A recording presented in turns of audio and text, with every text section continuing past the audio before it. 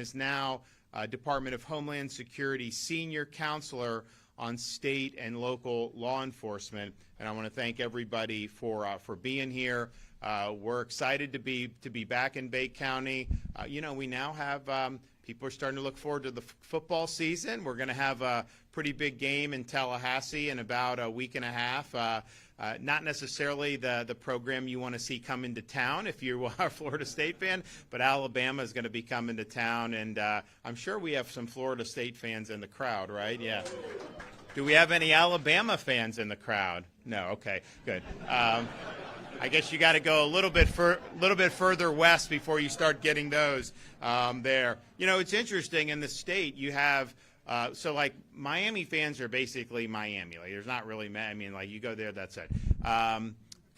Kind of Tampa Bay, Orlando, that's definitely UF, no question. Jacksonville's a little mixed. Then once you get over in this part, really, really strong FSU. So this will be important. My kids are really excited about it, and I know a lot of people will enjoy doing that. So a lot of Floridians hopefully will be able to enjoy that. I want to make a quick comment on. We got news last night that we had a judge try to upset the apple cart with respect to our deportation and detainee processing center down in South Florida at Alligator Alcatraz. I just wanted to say this was not something that was unexpected. This is a judge that was not going to give us a fair shake. This was preordained. Very much an activist judge that is trying to do policy from the bench. This is not going to deter us. We're going to continue working on the deportations, advancing that mission. We knew that this would be something that would likely happen, and we will respond accordingly. But this mission is important. You either have a country or you don't. You have people that are in this country that have already been ordered to be removed by the current system, and yet the previous administration didn't want to do anything about it. We're now in this position where we're leading the state efforts to help the Trump administration actually enforce the law and actually remove these illegal aliens from not just Florida but from our country. And that's something that we didn't have for 4 years, and now that's something that we're absolutely on board with making sure happens going forward. And so we're not going to be deterred. We're totally in the right on this, but I would also note because of the success of Alligator Alcatraz, there's demand for more. So I did announce that we are going to be opening another facility right outside of Jacksonville in Baker County, and we've called that the Deportation Depot. And so that is something that will be able to hold another 2,000. There's an airport close by, and so you have the processing and then the removal, and you can get that working very quickly. There is no truth to the rumor that the Northeast Florida Deportation Depot is going to be used to detain unruly Georgia fans during the Florida-Georgia. That's not true. Don't let anyone tell you that. I hear that percolating. That is not true. It is for illegal aliens, and that's what we're going to do. So we're committed to the mission. We're not going to be deterred. We see this happening all over the country. We knew the minute this judge got the case, we knew exactly what she was going to do. This is not anything that was unexpected, but we'll make sure to get the job done in the end. Now, we are here, and I'd also point out, and maybe the Lieutenant Governor will say a little bit more about it, we had this illegal, some guy comes from India illegally. He ends up in California, of course, and gets a commercial driver's license. Now, first of all, he wasn't eligible for a commercial driver's license. Second of all, he doesn't speak or understand English.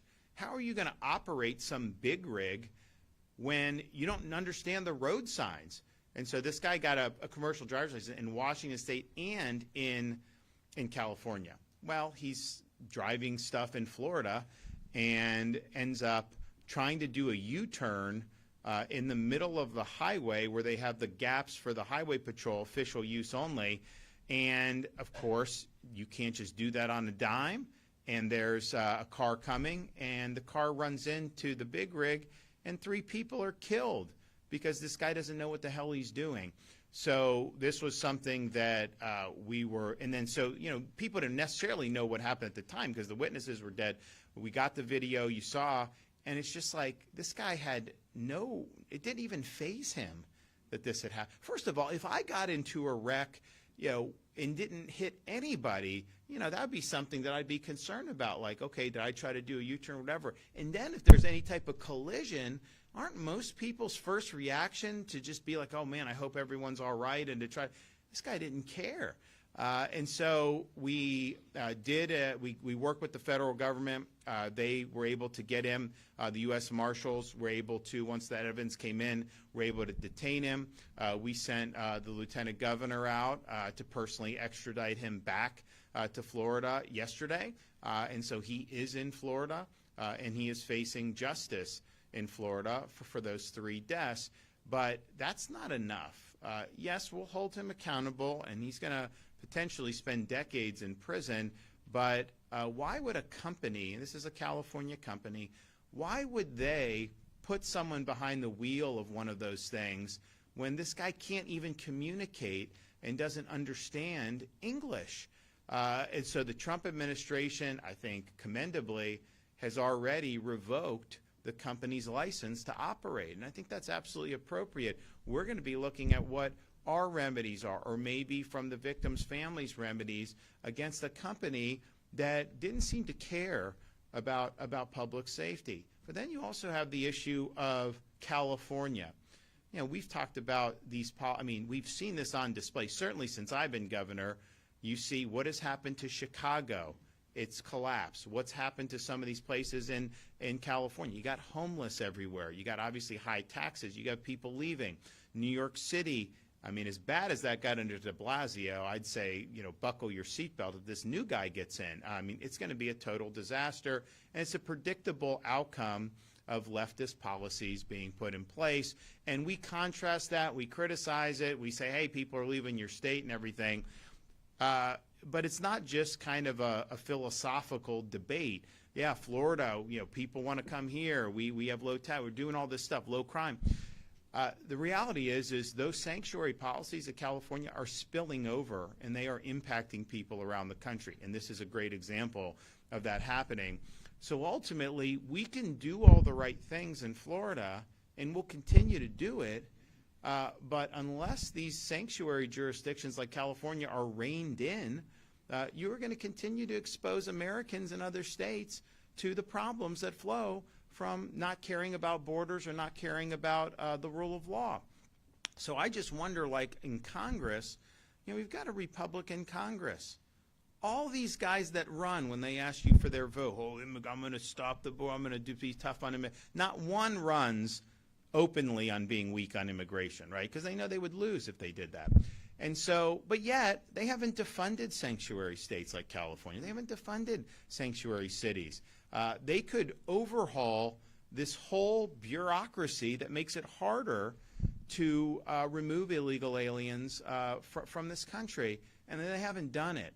So I think ultimately they're going to have to step up to the plate. What happened in Florida is the predictable consequence of these sanctuary policies. But we as Floridians, we can't reach out and change California's policies. Like, that's beyond our capacity as a state government. I have people, saying, oh, we wish California was doing, what you're doing. I was like, well, you got to elect different people. Ultimately, that's what you got to do, and they haven't been willing to do that. So I think it's going to continue. But there is ways to hold these rogue states accountable.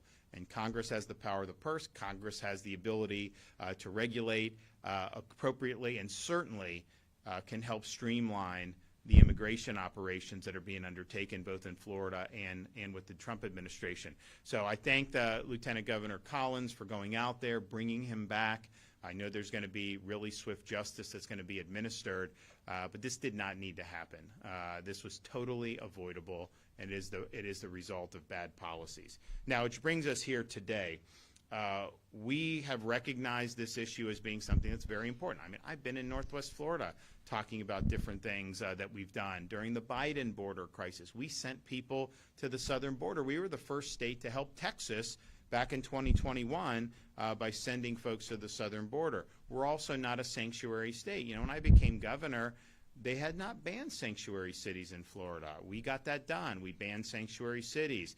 We don't allow driver's license for illegal aliens in Florida. We don't recognize out-of-state driver's license like California issued to illegal aliens. We don't allow local governments to issue ID cards to illegal aliens, and we don't even allow not NGOs to issue ID cards because they try to do this and try to get into all this. So we've been very strong on all of that stuff, as well as, you know, when I became governor, they gave in-state tuition for illegals. We got that repealed.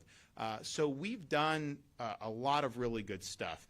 But the reality is when Biden was in, it's like swimming upstream. You can make sure you have good policies, but if our highway patrol would stop somebody who's here illegally, Biden's people wouldn't do anything about it. They just they would just release them and let them go on their business. So there was really no interior enforcement. So when President Trump won election in November of 2024, we saw that as an opportunity to finally address this issue once and for all. And we may not get another chance to do it if we don't get the job done now. So we, at the beginning of this year, I called a special session of the Florida legislature. We needed to make sure that in the state of Florida, yeah, we're not a sanctuary state, but we want to be part of the solution. We're not just going to sit on our hands. We, because of that legislative push that I made, we are the only state in the country that requires all state and local law enforcement agencies to participate with DHS on immigration enforcement and removal operations. And that's made a huge difference. We've now set the standard. Other states are now following suit, not just on the detention and processing, like got a lot of news with Alligator Alcatraz, but so many other things that we're doing. And the Florida Highway Patrol has really been a huge part of that effort. I believe they were the first agency in the entire country to execute a 287G agreement with the Department of Homeland Security. It's a bureaucratic term that basically the federal government is blessing these state and local law enforcement officers with the ability to participate in immigration enforcement. So under Biden, if our highway patrol pulled over someone who was here illegally driving drunk, whatever they did in the criminal system here they could do, but if they wanted to transport for a deportation, they weren't allowed to do that. ICE wouldn't recognize it. Well, now, with these agreements, they can do that. They can be part of the solution. So we're really glad that we were able to do that, and so we've really led the way on all of that stuff. We have done a lot of different operations over these many months now, and we've had a tremendous amount of success. And we're going to continue to be somebody that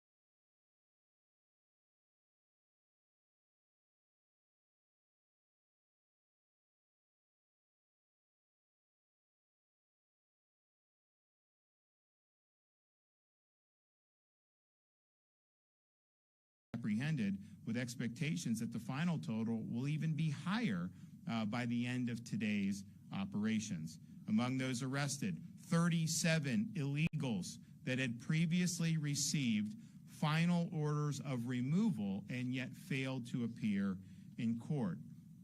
8 illegals that had been deported and illegally re-entered the United States, one of which has been deported 4 times, just like a revolving door. These individuals will be federally charged.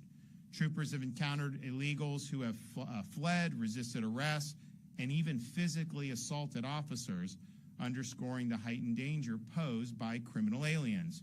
We're going to continue to face escalating attempt by criminal aliens to infiltrate our communities, posing a threat to the safety of not only our citizens, but also our many, many visitors. So this operation sends a clear and uncompromising message. We will not tolerate lawlessness in the state of Florida.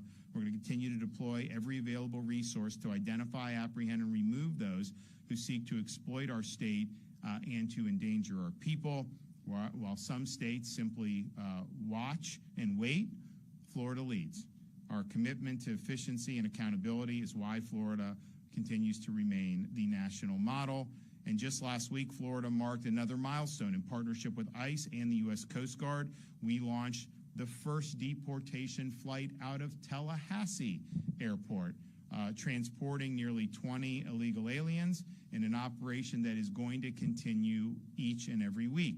This operation reflects our expanding coordination with federal partners and reinforces our mission to secure the interior of this country and to protect our communities. Since March, FHP has vetted nearly 4,700 individuals through U.S. Department of Homeland Security databases. Of those, more than 3,600 have been arrested and processed for immigration violations, and more than 600 had prior criminal history. FHP has uncovered human smuggling operations operating deep within Florida's borders, and troopers have intercepted vehicles transporting illegal firearms, fentanyl, and even large sums of illicit cash. Recent arrests include individuals involved in drug trafficking, weapons violations, and gang-related activities. So this is real. This stuff has a major impact on the safety of our communities, and it also serves as a deterrent effect. You know, there was a story, even CNN was talking about it, months ago. There are these illegal alien theft gangs, like theft rings, and, they steal stuff in New York. And then they come down to Florida and spend the money at our attractions, and then they go back to New York and steal more. And so the reporter said, well, why don't you steal in Florida? They said, because they put you in jail in Florida when you steal. So that's a deterrent. And I think what we're doing here is a deterrent. People know, first of all, you shouldn't be coming to the United States illegally, but those that do, I think, are probably not going to want to choose the free state of Florida. So I'm proud of FHP. I want to thank both the colonel and the director and Larry Keefe for all the hard work they've done to be putting in to this. I want to thank our federal partners for really showing how it can be done when you have really strong state and federal partnership on an issue that's very much of major concern for so many Americans. I want to thank the Lieutenant Governor. So some of you may not have seen, but it was last week. Yeah, it's only been a week. Last week, I appointed, he was then a senator, Jay Collins, to be our Lieutenant Governor.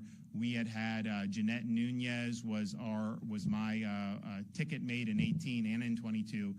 She got the presidency at Florida International University down in Miami, which is great school. Obviously got a better pay deal than as Lieutenant Governor, and so she went to take that position. So I had the appointment to make, and Jay Collins is a unique guy because he served our country for 23 years in uniform as a Green Beret.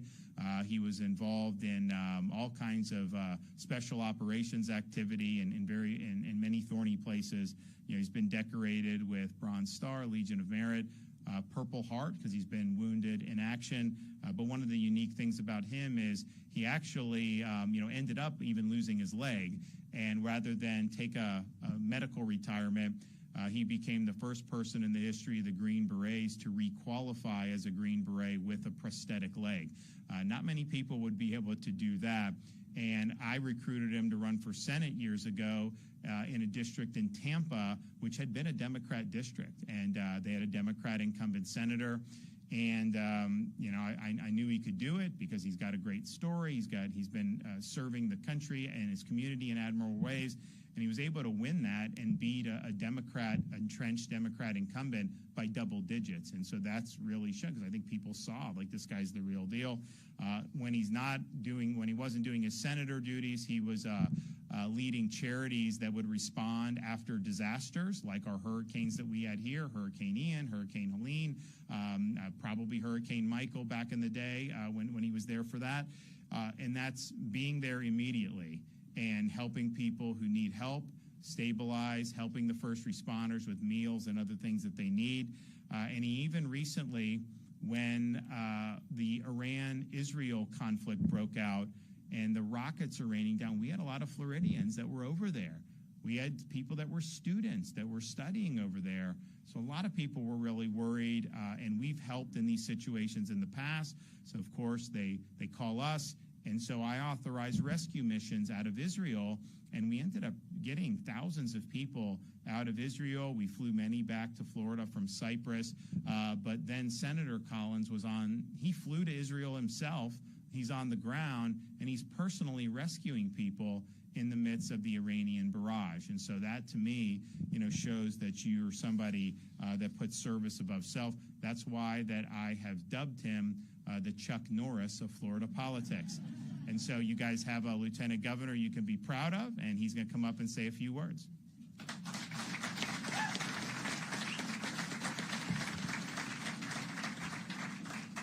First off, thank you. It's great to be here today. And it's kind of hard to live up to that introduction. Thank you, Governor. So I'm going to summarize all that, all right? I was just in California, as the governor mentioned, so I'm going to put it in terms that they'll understand as well, because I think there's a few hurt feelings reports from what I said out there. I don't identify as a politician. I identify as a God-fearing, gun-loving, freedom-defending, bacon-eating, one-legged retired Green Beret. So that's it. That's the top line. But, thank you. We all love bacon. So what an incredible opportunity to talk about something that matters. First off, our law enforcement guys, thank you for what you do. Thank you for your hard work, your dedication to the community, how you lead, what you do. We cannot thank you enough. What you've done often in other states has been maligned and punished. We will never do that here. We are going to stand and back our Leo. We're going to be there day in, day night, and twice on Sunday. That's a promise and a guarantee. So with immigration, you look at what's happened around our country. We know that no state is not a border state, right? Everybody's open, no matter what. We have a governor in California, Gavin Newsom. Not really sure what he's doing. There's a lot of tweets, some memes, some digital photos of himself, things like that going on the internet while his border is open. People are pouring across it, fentanyl, illegal immigrants, terrorists coming across the border, putting American lives at risk. It's unacceptable. We know it's not right. In fact, it's inherently wrong. When you talk about illegal immigration, what does he want to talk about? He wants to talk about rights for illegal immigrants. He wants to take care of them. But we don't do that crap here in Florida, right? We don't. We stand by the American citizen. We stand by Floridians. We do what's right. We stand up for our people and their rights. That's why I am incredibly proud of what we've done here in the state of Florida to lead on illegal immigration. We passed a great bill this year. It took a little work, a little heavy lifting, but we got there. And you heard the governor talk about 287G and all that we've done, mandating that our law enforcement works with them, with the federal government. And you see the results. We have Alligator Alcatraz. You have the Deportation Depot standing up. But what you really see is a governor dedicated to getting it right, doing the hard wrong, being willing to stand alone no matter what other people do. Can you imagine if other states did the same thing, how much better our economy would be, how much safer our communities would be if other governors took his lead? Wouldn't that be incredible? But instead, you have people like Gavin Newsom want to play games, other states on the West Coast, maybe some on up on the East Coast. They need to stop and think about what their people want. And America's been clear. And let us just take a moment to understand this is not a Republican issue. It's not a Democratic issue. It's not an independent issue. It is an American issue. The American people have said we need the illegal immigration problem taken care of. And here in Florida, we heard what they said. Floridians, we heard what you said. We're acting, we're leading. That is the Florida way. It's what we've done, and we can never go back the other direction because this is what's right. It serves our people. Thankful to be a part of it. Grateful to serve as your Lieutenant Governor. And Governor, thank you for the opportunity. God bless everybody.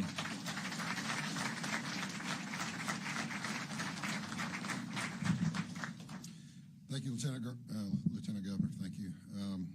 I appreciate the opportunity to speak to you today, and I want to thank Governor DeSantis and also Lieutenant Governor Jay Collins for putting Florida first, but also putting America first. Thank you. Also, my boss, Executive Director Dave Kerner, and our state and local law enforcement partners, and also our federal law enforcement partners, thank you. The role of trooper has never been simple and continually evolving, just as our state's evolving. It's never been more challenging than right now. Today, members of the Florida Highway Patrol are stepping up to protect Florida on all fronts. The patrol is playing a direct role in defending our communities against multifaceted threats linked to the impacts of our illegal border crossings. And those threats are many. Our troopers recognize this is not just a Florida issue. The impacts of illegal immigration threaten America, and we consider ourselves members of America's law enforcement here in Florida, just as we consider our governor America's governor. Criminals do not recognize jurisdictional boundaries, and our responses demand cooperation well beyond county lines and local jurisdictions. In recent deployments, troopers have worked side by side with our federal agents, working together as resource multipliers. This cooperation, our efforts are not photo ops. These are boots on the ground operations where commitment, intelligence, and professional cooperation protect and even save lives. I want to personally recognize the professionalism of our partners with Department of Homeland Security, ICE, ERO, our Customs and Border Protection, and our United States Marshals. They've stood with us on the front lines, and we stand with them as one of us. I'd be remiss if I didn't give you a trooper's perspective of immigration enforcement. It looks like late-night surveillance in unfamiliar terrain, stopping cars that aren't just breaking laws and endangering other motorists, but also transporting people being trafficked, smuggling illicit drugs, or occupants with criminal histories. Unlicensed drivers that selfishly choose to endanger innocent Americans instead of just obeying the law. It looks like making split-second decisions on high-risk environments, often without full information, but always with full accountability. Troopers are not just responding to new immigration enforcement assignments. They're carrying out layered responsibilities that now include supporting federal warrants, protective backup for multi-agency teams, and protecting citizens from the violence connected with transnational criminal organizations. They're also being targeted, our law enforcement is. Their personal lives and their family lives are being doxxed, exposed, and even threatened. Their work is being mischaracterized and their integrity questioned by people far removed from the realities of life, of the world we live. But here's also the reality. Your troopers, our troopers, they're not political actors. They're professionals who enforce the law in this state and the nation with clarity and purpose. There's nothing glamorous about this work. There's no shortcuts. It's long hours, difficult conditions, and constant pressures to make the right call. For us, failure is not an option. This is the character of Florida law enforcement in general, but especially your Florida Highway Patrol. It's not talk, it's just results. That's what our governor demands. So my boss demands, Director Kerner. It's about results. Florida law enforcement will not turn a blind eye to criminality, especially when it endangers the safety of law-abiding Americans. We will continue to empower and support our troopers with the resources and training they need. That includes protecting them and their families against threats and harassment. To our troopers that may be listening, there are several here today, thank you. Thank you and your loved ones for answering the call. To our federal partners, thank you also. Thank you for your trust, your courage, and your partnership. We look forward to our continued cooperation and support of public safety for everybody. Thank you. Thank you, Governor.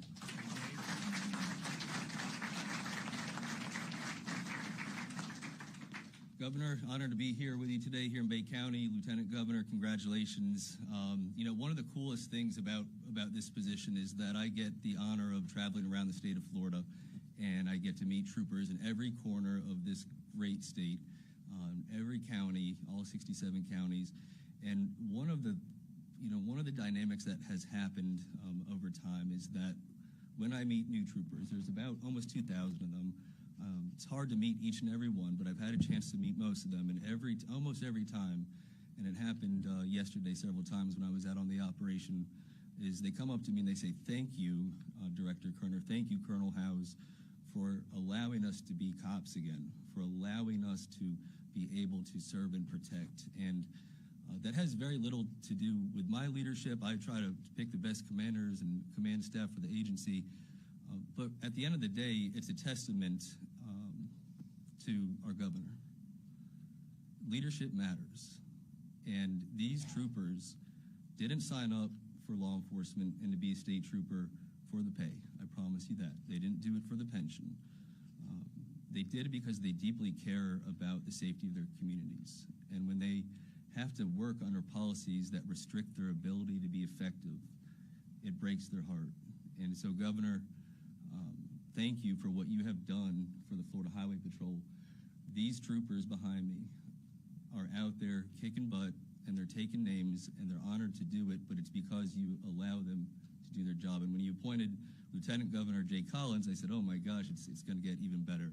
And so we know you were with our troopers out there in California. We know that you're an operator. It's an amazing thing to have two leaders as our governor and lieutenant governor that are veterans of the military, that care about the welfare of the people that they're serving. And so it's an honor to be here with you today, Lieutenant Governor, as well. Just want to speak briefly about what's really going on when we're talking about illegal immigration and 287G. I want to give you a little bit more of a granular perspective. We were, of course, the first state to execute 287G agreements. Florida Highway Patrol was the first agency to sign that agreement. And the governor talked about, action, getting things done. So it's great to do all these signing and everyone's getting deputized, but what are we doing with it? And what Florida is doing is leading the nation. We're here to build a model that can be exported to other states. The truth is, with the millions and millions of illegal immigrants in this country, if we're going to have a meaningful opportunity to fix what has occurred over the last 4 years in the prior administration, it's going to take more than signing agreements. It's going to take capturing people, apprehending them, and deporting them. And the tip of that spear is the Florida Highway Patrol. But we want this model to be exportable. If it's just Florida, it's going to help Florida, but it's not going to solve the problem nationwide. So in the past, since March, we've arrested over 3,600 illegal immigrants, the Florida Highway Patrol alone. We are now entering a different chapter of interior enforcement. And we stood up, the governor announced a couple weeks ago that we have stood up our own internal full-time immigration unit within the agency. I had a chance to testify in that case against Alligator Alcatraz, and I was trying my best, promise, Governor, trying my best to explain to the judge what is actually happening. Why are there so many apprehensions? And if you look at the footprint of Border Patrol and ICE in Florida, there's about 600 agents combined. There's 2,000 agents now just in the Florida Highway Patrol, and then you have our 67 sheriffs that are engaged. And so it's going to be a massive, massive lift. And so we've stood up our own immigration unit, and we've had the opportunity over these last 3 days to test that model. And really, we say it's 3 days, but it was really about 18 hours of operations. And we apprehended 100 and almost 90 illegal immigrants in that time period in just a couple of counties. If you were to think about putting all those people in this room just for scale, I don't know that you could fit all of those illegal immigrants into this room. As the governor stated, a lot of them had criminal histories. Many of them tried to escape. We engaged in pursuits and foot pursuits, but it's important work. And so moving forward, we don't have a fancy title or operation title, right? We had Operation Tidal Wave. We don't have those anymore because the reality, Governor, is at your direction. This is the way that it's going to be, right? So our immigration units are going to be in every county, full-time. We're going to be in every community. We're going to touch every corner of this state, and we're going to do our job, and we're going to remove illegal immigrants. And we're going to export that model. Our hope is we're going to design that model to be exported so that other states that have supportive legislators and supportive governors will take on this mission and task. And so I could not be prouder of these state troopers. what I saw out there over the last 3 days was amazing professionalism, amazing enforcement efforts. I just got a call right before we started this press conference. Our troopers are out there in Bay County right now. They called and said, we got 15 more, and that was within the span of an hour. And so this is an effort to try to recalibrate what has gone on in this country with illegal immigration and make our community safer. And just one last point, if I may. We could not have a better partnership with ICE, with Border Patrol, with the Department of Homeland Security, but also our local law enforcement leaders and officers. I know Sheriff Ford is here today. Every sheriff in this county has established what is known as a basic order and agreement. And what that allows us to do is drop off illegal aliens at our local jail, whatever county we're in. Before, we would have to drive hours and hours to a federal facility. That effort alone has allowed us to apprehend hundreds upon hundreds more illegal immigrants in just a couple of days. And so we're thankful to our sheriffs, we're thankful to our local police departments. I'm excited for what is to come, but I also want to be candid. To those of you watching, whether it's in this county or in South Florida or Tampa, the Florida Highway Patrol has a mission that the governor has tasked us with, and we will execute on it. And our communities should anticipate that we will continue to remove illegal aliens from the state of Florida. We will do it with diligence, we will do it with pride, and we will do it with professionalism, but it will be done. And Governor, I promise you that, and I thank you for your leadership, sir. Okay. Keith?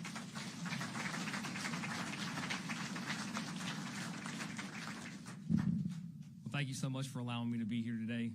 Since day one in office, President Trump closed the border to the illegal aliens invading our country, finally having the most secure border in our country's history, and all we needed was a new president, President Trump. And under the leadership of Secretary Noem at the Department of Homeland Security, thousands of local and state law enforcement officers have been empowered to help deliver on the promise President Trump made to the American people through ICE's 287G program, taking the worst of the worst off our streets, protecting the American people. And what you see here today is a testament of the partnership we have with the Florida Highway Patrol and how effective state and local partners can be in combating the illegal immigration challenge America faces. The amazing men and women behind me and out there on the streets with the Florida Highway Patrol have added the 287G authority to their arsenal of tools to help keep our roads and highways safe for all Americans to travel. Thank you. All right. Larry? Thank you, Governor. Most of the things that needed to be said and should have been said already today. And just so you know who I am, I'm Larry Keefe. I'm the Executive Director of the State Board of Immigration Enforcement. My job is basically to facilitate all the cooperation that is necessary for state and local law enforcement, emergency management, National Guard, a host of state agencies to help and assist our federal partners. They are the primary lead in this mission. President Trump set the standard for this mission, declared a national emergency right when he was inaugurated to secure the border and to conduct the largest mass deportation effort in history. Governor DeSantis had the vision and foresight to know that that could not be done countrywide without state and locals being very heavily involved and being peer partners with the federal government. And my job is to make certain it all comes together and report to the governor and the lieutenant governor on what's happening. And right now, my assessment of everything, everybody's seen Alligator Alcatraz, we've got Deportation Depot, but it all comes down to finding, sorting, processing, detaining, and deporting in a mass scale, humanely, safely, lawfully, and bringing all of these moving parts together. But today I'm really glad I'm here in the headquarters of the Florida Highway Patrol west of Apalachicola after this week-long operation to give you my sense of what the real heart issue now is. The governor's going to find a way to sort out detention. When federal judges want to shut us down or play whack-a-mole between Kevin Guthrie at Emergency Management, General Haas at National Guard, we're going to find a way to do it. We're not going to be, there's resolve, and there is completely undaunted leadership. And now that we've got this lieutenant governor, it's just going to get better. I'm as excited as you are, Director Kerner and all that. But after spending a good amount of time, and not just this week beforehand, with you all, with the line, with the people that are actually making it happen and having a lot of real discussions in the rain, in the lightning, while you're still breathing hard after chasing somebody through a parking lot or into the woods, while you're trying to humanely, properly, and safely arrest someone, have them want to fight you. and to have a family at home, and to have the risk of you hurt your back, you just broke your finger, and that's going to annoy you and annoy you and annoy you and fill your day, and you got to go home to your family. That very real discussion, and the number one thing that you all want to know, and I just admire and respect you for it, is do you all have our backs? Do you have our backs? Are you with us? Because this is a very ambiguous, it's a new area. Largely it was public safety, work on the highways, traffic-related stuff. And with the way our world is completely transformed to where we are now, with you are the vanguard at the forefront. With our sheriffs, we got Sheriff Bryan here today and Sheriff Ford, at the real cutting edge of this, in the bellwether lead laboratory state on all the stuff happening nationally, where the book is being written, where the Florida blueprint is being written for the other states to follow. It's happening right here, and at the cutting edge of it is you, I remember you from yesterday, and you having to make that decision, am I going to bring it today? Yeah, 287G and the law says in Florida, you got to bring your best efforts if you're law enforcement to this fight. But when you're sitting there and it's real and you're out on the highway alone and you're tired and you're wondering, what if I do something wrong? It's kind of gray. It's ambiguous, very Green Beret environment. And I want you to know that the people that you see here and for you at a perfect place and a perfect time with Governor DeSantis, with our Lieutenant Governor, with the leadership in Washington, with like former Florida Sheriff Keith Pearson, you've got the right people in the right place at the right time that understand the ambiguous environment, the risk, the danger, and that things are not always going to go right, but we are right there. He has your back, he has your back, and they are worthy, and the people of Florida are worthy. And we always hear America first, and by gosh, America first, but Floridians first, Floridians first. So when you go home and you're having to deal with doxing of your families, your personal information being put out there, people telling people what hotels you're staying in when you're on operations, we've got your backs. We're going to find ways to sort through that. But when you make that decision each day on whether to bring it or don't bring it, Florida is worthy of it. Your country is worthy of it. Your country cannot do it until we get things squared away in Florida. And we're just about there to really get in this where we can scale it and then take it nationally. So thank you all. It's been a great week, and I'm glad we're finishing it up in your headquarters here in Panama City. Thank you.